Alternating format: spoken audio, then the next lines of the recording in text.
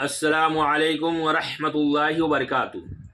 الحمدللہ وحدہ والصلاۃ والسلام علی من لا نبی بعد اما بعد۔ آج کا موضوع ہے 5 نمازیں اور ایک جمعہ سے دوسرے جمعہ تک کے درمیانی گناہوں کا کفارہ ہے۔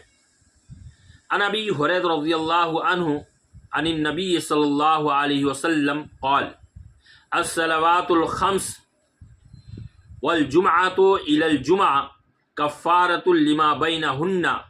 صحیح مسلم حدیث نمبر 551۔